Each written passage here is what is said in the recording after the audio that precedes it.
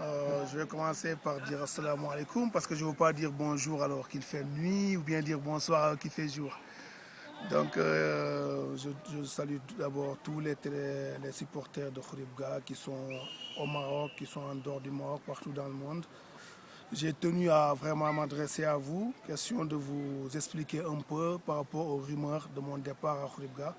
Chose que je n'envisage pas encore parce que j'ai un contrat avec Khouribga de 2 ans. Il me reste cette année et moi je suis un professionnel. Si je finis cette année avec Khouribga et que je dois re-signer avec Khouribga, je re-signerai avec Khouribga.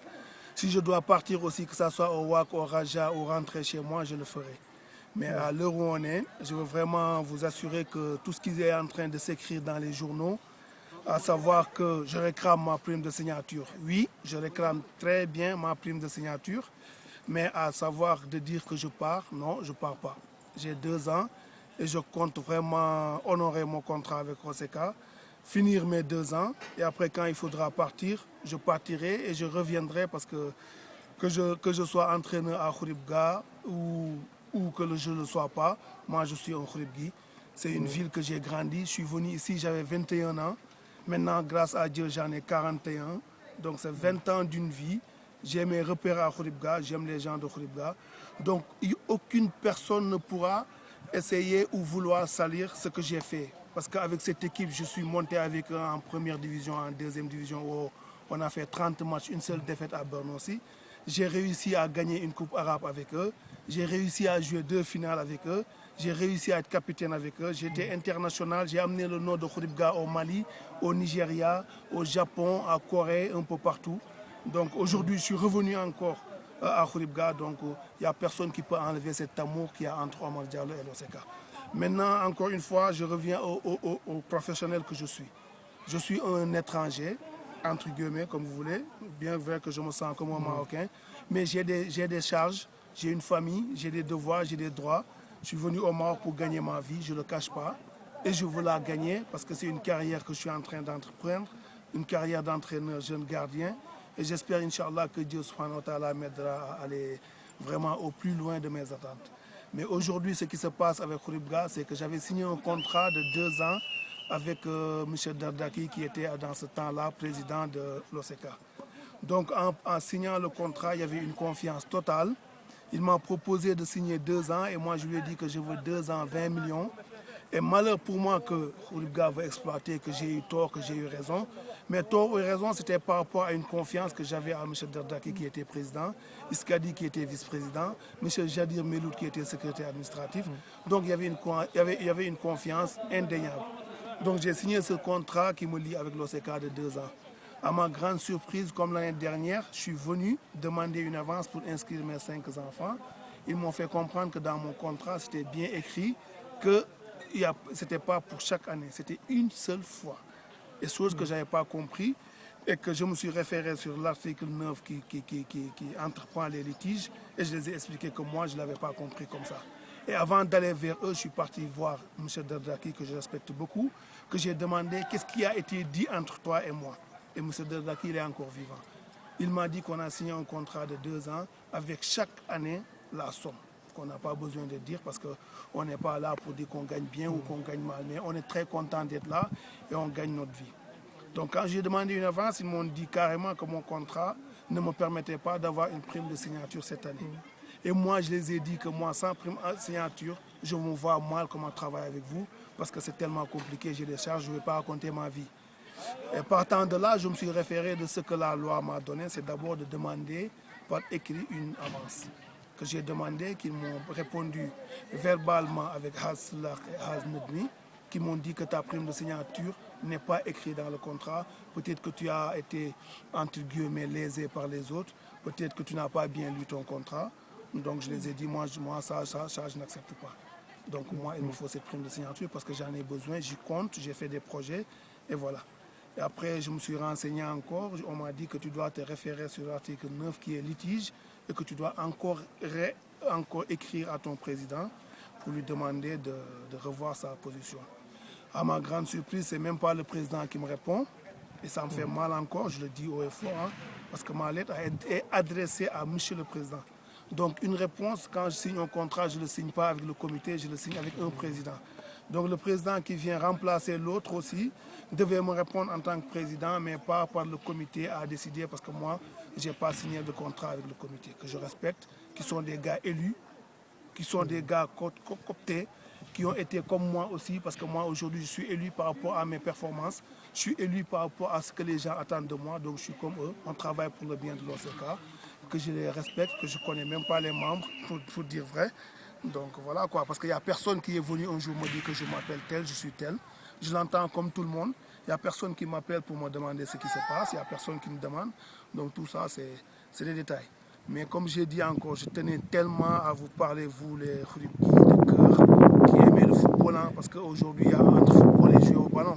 Le football, pour moi, c'est un partage.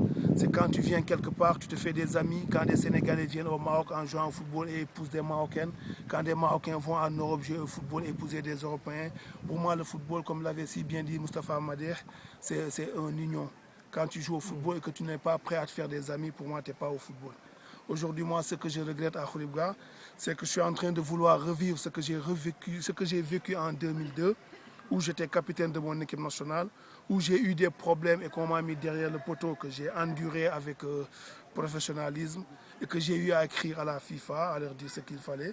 Donc maintenant, moi, je dis, les rumeurs qui sont dites sur moi, que je pars ou je pars pas, que les gens continuent à l'écrire, que des gens fassent des coups bas, mais moi, je suis un Khouribgui, je suis là. J'ai 2 ans de contrat, je vais la finir. Une fois que je devrais partir aussi, je viendrai vers eux et je dirai que je partirai. Mais vous dire encore une fois, je ne suis pas prisonnier de la ville. Je suis un jour obligé à partir par rapport à X ou Y raison. Pourquoi pas, peut-être que je mourrai, qu'on doit m'emmener chez moi. Dieu seul sait qu'est-ce qui nous attend demain. Mais dans le cœur, il y a Khouribga. Hein. Maintenant, comme je le redis, je le répète et je le redis, je ne demande pas à tout le monde de m'aimer. Ça, on ne peut pas l'avoir. Mais je demande juste que les gens qu'ils arrêtent de raconter des conneries sur Omar Diallo. Quoi. Moi, je n'ai pas peur de parler à la presse. Je n'ai pas peur de faire des interviews. Je suis un professionnel. Depuis 21 ans que j'étais sur le football. C'est maintenant 20 ans. J'ai eu à faire des Coupes d'Afrique successives. Actuellement, que le Khouribga le veuille ou non, je fais partie de ces plus dignes fils, footballistiquement parlé, à honorer Khouribga. J'ai fait 3 Coupes d'Afrique étant en Khouribga. J'ai fait une Coupe du Monde étant en Khouribga. J'ai gagné une Coupe arabe étant en Khouribga. Donc moi, j'ai tout donné à Khouribga. Et Khouribga aussi est en train de me le rendre. Maintenant que des gens, je ne sais pas pour quelle raison, qu'ils veulent salir, qu'ils veulent... Moi, je vous donne 2 exemples qui sont là, qui étaient des possibilités que je parte. Je suis arrivé en début de saison. On m'a fait comprendre de face qu'on ne me voulait pas dans le staff. Et pourtant, je me suis battu pour rester. Et je suis encore là. Je suis revenu quelques mois après. On m'a fait comprendre que tu as des diplômes, va travailler chez toi. Et pourtant, je suis encore là. Et pour l'argent aussi, si la loi, les réglementations de la fédération que je vais bientôt écrire parce qu'ils m'ont répondu, je vais le écrire pour leur demander comment ça doit se passer. Si cette loi qui est au-dessus de nous, qui est la fédération et la CAF et la FIFA, me dira que tu n'as pas de prime de signature, je travaillerai à Khouribga et je resterai. Donc cette année, avec ou sans prime de signature, je travaille avec Khouribga. Mais n'empêche, je demanderai cette prime de signature jusqu'à la dernière lettre qu'on m'adressera pour me dire que tu l'as ou tu ne l'as pas. Je suis là, je gagne ma vie, j'ai besoin de cet argent dignement. Je ne veux pas qu'on me donne sadaka. Hein. Si quelqu'un tombé du ciel me dit je te donne ce qu'il te donne, je ne veux pas. Moi, je veux qu'il me donne ce que je mérite d'avoir, c'est-à-dire ce que M. Derdraki a eu la gentillesse de faire avec moi par rapport à ma valeur ou bien par rapport à sa gentillesse. Mais au moins, il l'a fait. Je le remercie de passage. Et j'étais parti le voir pour lui dire que je ferais tout ça. Et après, comme je vous ai dit, je vous montrerai les lettres que j'ai adressées à l'équipe et la réponse qu'ils m'ont donnée. Et de dire que j'ai aucun problème avec l'OCK, ni avec le bureau, ni avec M. X ou ni avec M. Z. Je suis en train de défendre mes droits, de les réclamer par rapport à la loi. Et j'attends que le président qui est là actuellement puisse me répondre, ou bien que la fédération royale marocaine me fasse comprendre encore la réglementation. Peut-être que moi, je ne connais pas. Et chaque jour, j'essaie d'apprendre. Ce qui concerne les gardiens de but encore, je suis très fier de travailler avec des gardiens comme Alouche, j'avais Mohamedina, j'avais Gassi, j'avais Hamza Boudlal, j'ai aujourd'hui, comment il s'appelle, Euh, Belmoueh. Belmoueh qui est arrivé, qui est très sympa. J'ai le jeune Hamza Moutamid qui est en équipe nationale, où j'ai eu chaque fois la chance de les aider, de participer à leur progression et qui sont toujours en équipe nationale. J'espère que ce qui se passe aussi, qu'ils lisent les journaux, que ça ne les affecte pas parce que je suis trop costaud. Je ne lâche pas et je suis là, quoi. Je sais me battre. Et comme je l'ai toujours fait, je vais me battre dignement, je ne fais pas de bruit, je ne suis pas bête. La dernière fois, quand ils ne m'ont pas amené Oujda. à Oujda Oujda, pour je les ai expliqués, j'ai écrit un message au président. J'ai dit, certes, je suis suspendu, je suis parti dans l'euphorie de ma fougue, de mon plaisir qu'Alouche a pris un penalty et que j'ai dégagé un ballon et que les gars m'ont sanctionné par une suspension de 2 matchs. Mais je pouvais faire chaque fois l'échauffement et monter dans les tribunes, mais eux, ils n'ont pas voulu. Et une fois qu'on est venu jouer avec Osima, on a demandé à l'arbitre, ils ont dit que je pouvais et je l'ai fait. Donc je suis là, je travaille.